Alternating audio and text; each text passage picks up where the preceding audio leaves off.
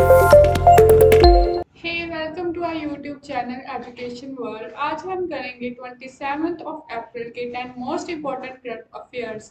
तो आज का हमारा सेशन शुरुआत करता है हमारे पहले क्वेश्चन से।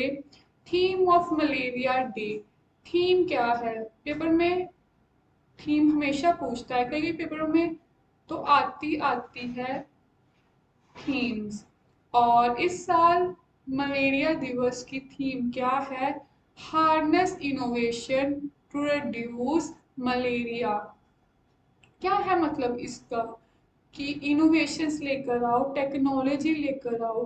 क्यों लेकर आओ? To reduce malaria. मलेरिया को रिड्यूस करने के लिए इनोवेशंस लेकर आओ और इनोवेशंस को हार्नेस किया जाए। और मलेरिया दिवस कब मनाया, कब होता है? 25 अप्रैल। और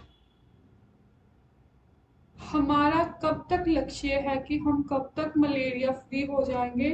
हम 2030 तक मलेरिया फ्री हो जाएंगे। और कौन सी कंट्री है जो मलेरिया फ्री हो चुकी है? First country to free from malaria.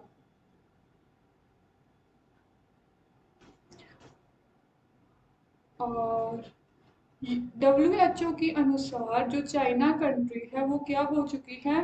Malaria मुक्त कंट्री हो चुकी है। और हम हर साल टीबी डे कब मनाते हैं?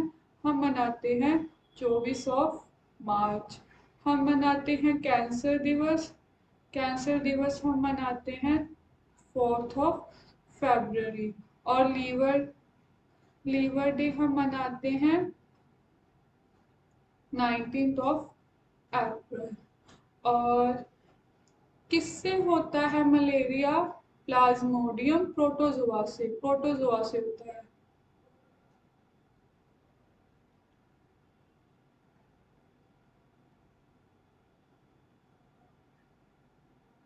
और 2030 तक हम क्या हो जाएंगे? मलेरिया फ्री हो जाएंगे।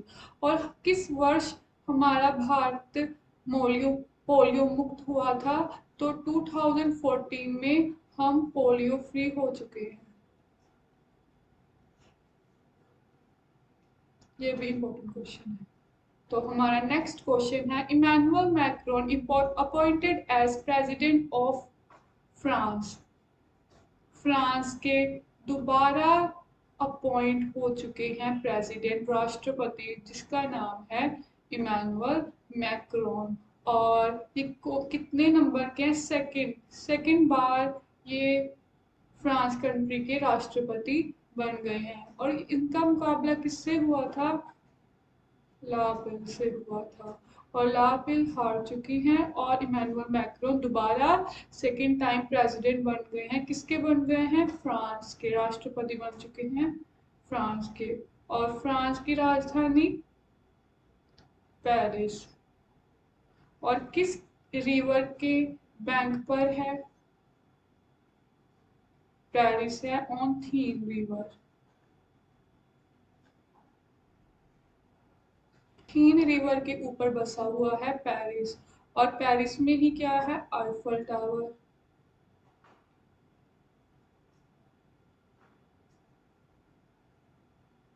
और फ्रांस और यूके ब्रिटेन के बीच में कौन सा चैनल है? तो याद रखना English channel. Most important question कि यूनाइटेड किंगडम और फ्रांस के बीच में कौन सा चैनल है? इंग्लिश चैनल है।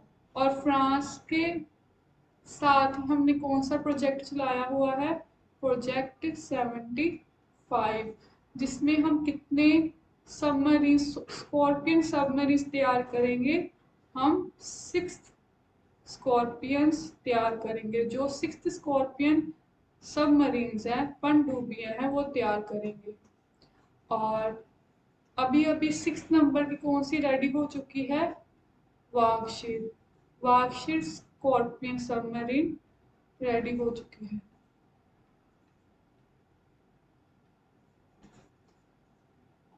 तो हमारा थर्ड क्वेश्चन है, 7th edition of Raisina hills dialogue inaugurated by Narendra Modi. 7वें नंबर का एडिशन हुआ है, किसका एडिशन हुआ है? रायसाना डायलॉग का, जिसकी शुरुआत किसने की है? हमारे प्रधानमंत्री नरेंद्र मोदी ने शुरुआत की है। और 7वें एडिशन है तो मतलब कब शुरुआत हुई होगी इसकी? 2015 में पहला रायसाना डायलॉग हुआ था। अच्छा, इसका नाम रायजाना क्यों है? क्योंकि रायजाना हिल्स है। रायजाना हिल्स कहाँ है? दिल्ली में। और दिल्ली में जो हमारे फॉरेन मिनिस्टर हैं उनके पैलेस के पास ये रायजाना हिल्स है, जिससे ये रायजाना डायलॉग का नाम हुआ है। सबसे इम्पोर्टेंट क्वेश्चन कि रायजाना डायलॉग कौन सी संस्था करती है? पहले तो फॉरेन मिनिस्ट्री करती है, और एक बार आईएएस के पेपर में क्वेश्चन पूछा गया कि रायजाना डायलॉग फॉरेन मिनिस्ट्री के साथ कौन सी संस्था करती है? वो है ऑब्जर्वर रिसर्च फाउंडेशन। और इस डायलॉग में हमारे चीफ गेस्ट कौन रहेंगे? मुख्य अतिथि कौन रहेंगे? तो वो रहेंगे यूरोपियन यूनियन के प्रेसिडेंट, यूरोपियन यूनियन की प्रेसिडेंट, जिसका नाम है वॉन डर ले। ये इस साल हमारे मुख्य अतिथि रहेंगे, जिसके साथ हम क्या करेंगे? रायजाना डायलॉग करेंगे। और जो सिक्योरिटी के बारे में बात की जाएगी यूरोप प्लस एशिया की। और इस साल की थीम क्या है? मोस्ट इम्पोर्टेंट क्वेश्चन, इस साल की रायजाना डायलॉग की थीम क्या है? वो है टेरिनोवा। बहुत इम्पोर्टेंट क्वेश्चन है, याद रखना। और सभी को पता है कि फॉरेन मिनिस्टर इस समय हमारे कौन है? जयशंकर।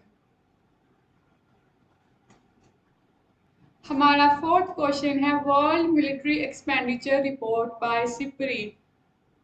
वर्ल्ड एक्सपेंडिचर रिपोर्ट जारी की गई है, किसके द्वारा जारी की गई है? सिप्री के द्वारा जारी की गई है। सबसे पहले तो यही क्वेश्चन है कि वर्ल्ड मिलिट्री एक्सपेंडिचर रिपोर्ट कौन जारी करता है? तो वो करती है संस्था जिसका नाम है सिप्री। और सिप्री की full form Stockholm International Peace Research Institute. और इसके नाम से अब फुल फॉर्म से पता लग रहा है कि कहाँ की ये रिपोर्ट है, कहाँ किस कंट्री की ये रिपोर्ट है? तो ये है स्वीडन की रिपोर्ट। स्वीडन की राजधानी स्टॉकहोम ये रिपोर्ट जारी करती है, जिसमें बताया जाता है कि कौन सी कंट्री सबसे ज़्यादा अपनी मिलिट्री पर खर्चा करती है, अपनी आर्मी पर खर्चा करती है। तो इसके मुताबिक पहली कंट्री है यूएसए। यूएसए सबसे ज़्यादा अपनी मिलिट्री पर एक्सपेंडिचर करती है, खर्चा करती है। सेकंड नंबर पर है चाइना, थर्ड नंबर पर है इंडिया, फोर्थ नंबर पर है जापान, और फिफ्थ नंबर पर है रशिया। सबसे ज़्यादा खर्चा करती है यूएसए, और सेकंड नंबर पर चाइना, थर्ड नंबर पर इंडिया, और फोर्थ नंबर पर जापान, और फिफ्थ नंबर पर रशिया। यूएसए की राजधानी वॉशिंगटन डीसी, चाइना की राजधानी बीजिंग, इंडिया की राजधानी न्यू दिल्ली, जापान की राजधानी टोक्यो, और रशिया की राजधानी मॉस्को। हमारा नेक्स्ट क्वेश्चन है Summer Deaf Olympics 2022 in Brazil. ये भी बहुत इंपॉर्टेंट क्वेश्चन है कि समर डेफ ओलंपिक्स 2022 कहाँ पर आयोजित होंगे? तो ये होंगे इन ब्राजील में। और कौन सा संस्करण है? इसका संस्करण है 22 एडिशन, 22वां, sorry 24th edition, 24th edition है इसका। और कहाँ पर आयोजित किए जा रहे हैं? इन ब्राजील में। इसके नाम से पता लगता है कि ये किन के लिए है? जो देख जो सुन नहीं सकते,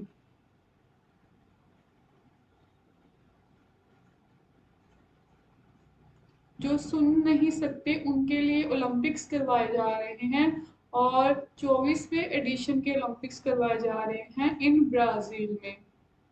और सभी को पता है कि टोक्यो ओलंपिक्स हुए हैं और टोक्यो ओलंपिक्स कितना संस्करण ये रहा, ये 32 एडिशन रहा और कहाँ हुए थे, जापान की राजधानी टोक्यो में। और पैरा ओलंपिक्स भी हुए हैं। पैरालंपिक्स कहाँ पर हुए, ये भी टोक्यो में हुए और इसका कौन सा संस्करण रहा, 16th एडिशन रहा। और विंटर ओलंपिक्स हुए हैं और ये कहाँ पर हुए हैं, ये हुए हैं इन बीजिंग।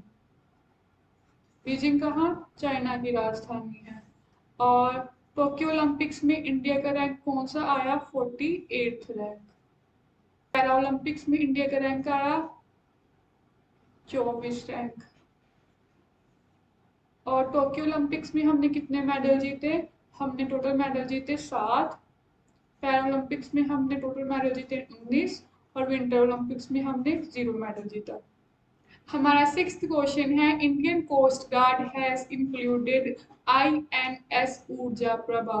इंडियन कोस्ट गार्ड ने इंक्लूड की गई है, क्या इंक्लूड की है, शिप इंक्लूड की है जिसका नाम है ऊर्जा प्रभा। और आप सबको पता है कि इंडियन कोस्ट गार्ड किसकी प्रोटेक्शन करता है, इंडियन कोस्ट गार्ड प्रोटेक्शन करता है हमारे जो राज्य किसके साथ सीमा बनाते हैं, जो राज्य हमारी कोस्ट से सीमा बनाते हैं उसकी प्रोटेक्शन करता है। और उसने कौन सी शिप इंक्लूड की गई है, ऊर्जा प्रभा अपने अंडर शिप इंक्लूड की है। इंडियन कोस्ट गार्ड की इस्टेब्लिशमेंट हुई थी 1 अप्रैल 1978 में। इसके इस समय चेयरमैन बनाए गए हैं, अभी अभी बनाए हैं, वीरेंद्र पठानिया। और हेडक्वार्टर है न्यू दिल्ली। और अच्छा, हमारे कितने राज्य जो कोस्ट से सीमा बनाते हैं, 9 राज्य है जो कोस्ट से सीमा बनाते हैं। सबसे ज्यादा सीमा, मैक्सिमम सीमा बनाता है गुजरात, 16 से। और कितने राज्य हैं, 9 राज्य हैं। सबसे पहले Gujarat, second Maharashtra, third Goa, fourth Karnataka, fifth Kerala, sixth Tamil Nadu, seventh Andhra Pradesh, eighth Odisha और 9th वेस्ट बंगाल।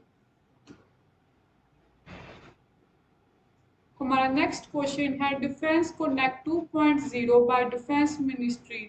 एक डिफेंस कनेक्ट हुआ है जिसका संस्करण है 2.0 और ये कहाँ पर हुआ है, ये करवाया गया दिल्ली में। और किसने करवाया है, डिफेंस मिनिस्ट्री ने। मतलब हमारे डिफेंस मिनिस्टर इस समय है राजनाथ सिंह। और क्यों करवाया गया है, just to make India number 1 in defence manufacturing. India को पहले नंबर पर बनाना, किसमें बनाना, इन डिफेंस मैन्युफैक्चरिंग में। इस कॉन्क्लेव का मेन रीजन रहा। और कहाँ पर हुए हैं, इन न्यू दिल्ली में। हमारा नेक्स्ट क्वेश्चन है, Telangana has launched India's first space tech framework. Telangana ने अपना इंडिया का पहला फर्स्ट स्पेस टेक लॉन्च किया है, फ्रेमवर्क लॉन्च किया है। क्यों किया है इसकी सरकार ने, just to make Telangana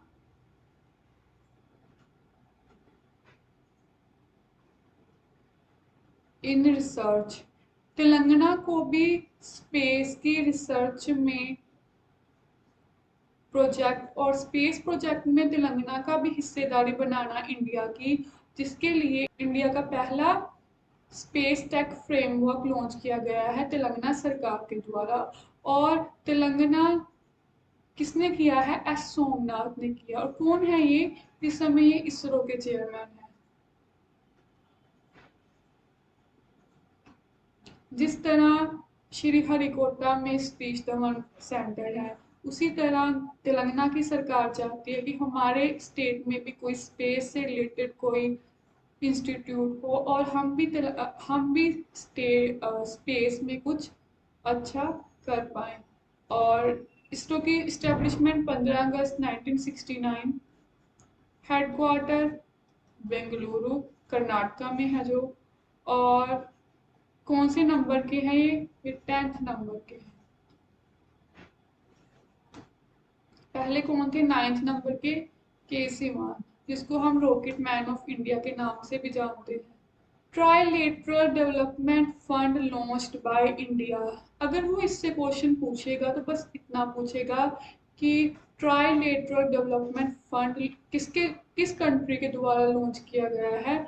India country के द्वारा लॉन्च किया गया है। क्यों लॉन्च किया गया है? Just to protect India from other forces in Indian ocean.